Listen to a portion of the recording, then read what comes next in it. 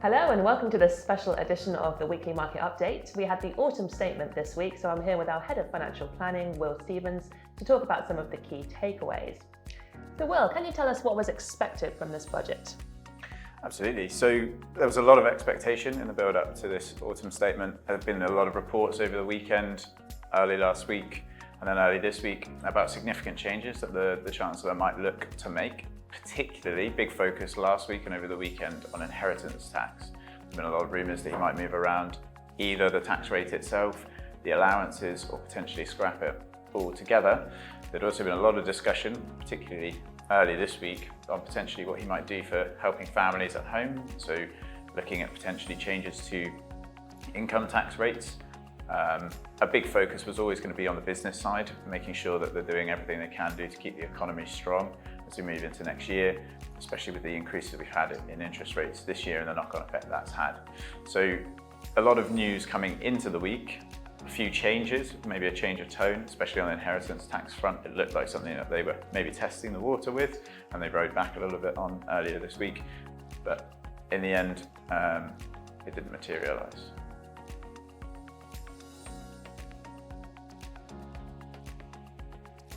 What are the key takeaways from the speech? Well, I think we break it down into sort of four key areas. We did see a bit of help for people at home. We saw some cuts on taxes. So we've had, rather than the income tax rates reduced, we've had a cut on the national insurance side instead. So have a same material impact on people at home, but just through using a slightly different mechanism. The national insurance cuts are for both the employed and the self-employed. So for an employed individual, they've cut the rate of national insurance by 2% from 12 to 10%, and that is on effectively the basic rate tax band. And then for the self-employed, they've had quite a significant simplification. So they've removed Class 2 NICs altogether, which were a monetary amount paid on a weekly basis, £3.43. And then they've also reduced the Class 4 NICs by 1%. The impact of those two measures is broadly similar for the employed and the self-employed. So I think a lot of households will have a sigh of relief after yesterday and a bit of ease of the burden moving forward.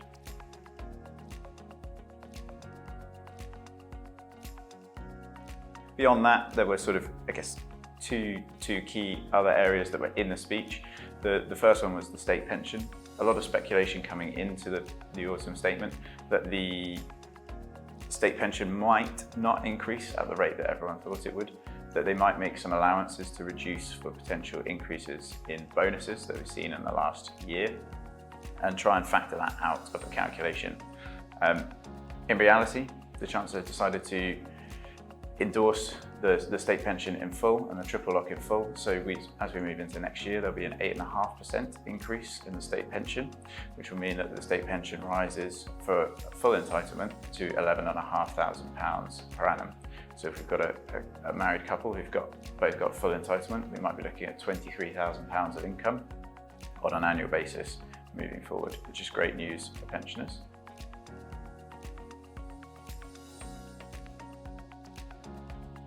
And then beyond that was the big, I guess, piece from the Chancellor himself, which is the build on his Mansion House reforms from earlier this summer, and his announcement about a pension pot for life. Now, the key piece about this is it's a consultation. It's not an immediate change, but it's a consultation to try and overhaul the pension system as a whole. So looking at the detail of what's been proposed, it's moving from a system currently where as you move through your life and through your career, you will move into different employments and pick up a workplace pension with each business that you work for.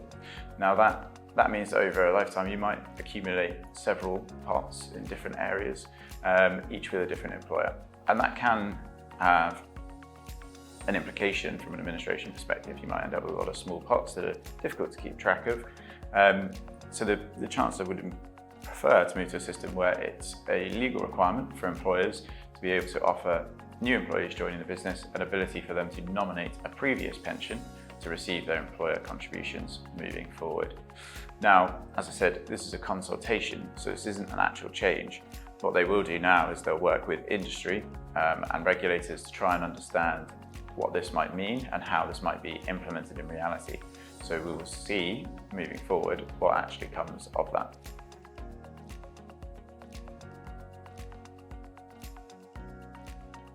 And then the final piece was, ISAs, but this wasn't necessarily in the speech, but rather hidden in the detail.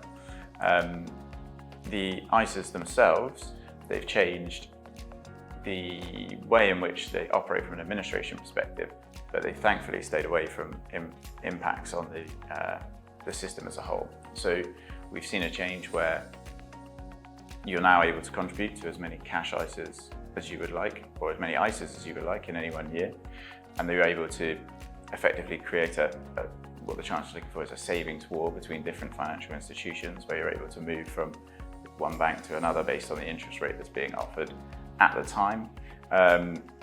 This will, I guess, create a bit more competition within the sector, but it's not necessarily the overhaul people were looking at. They were looking at potentially changes to the way in which the investment allowances work.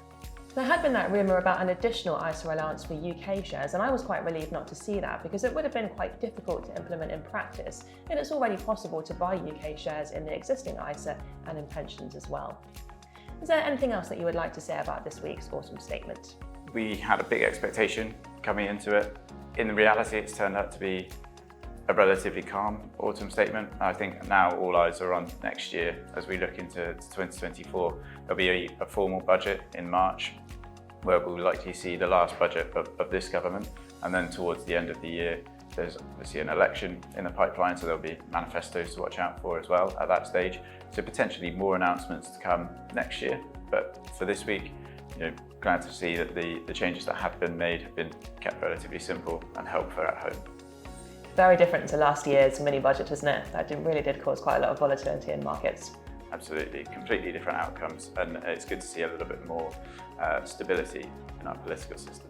Great, well thank you, Will, and thank you for listening to this video. If you would like to read our summary of what happened in the Autumn Statement, please have a look in the description of this video, and if you have got any questions, please do not hesitate to give us a call.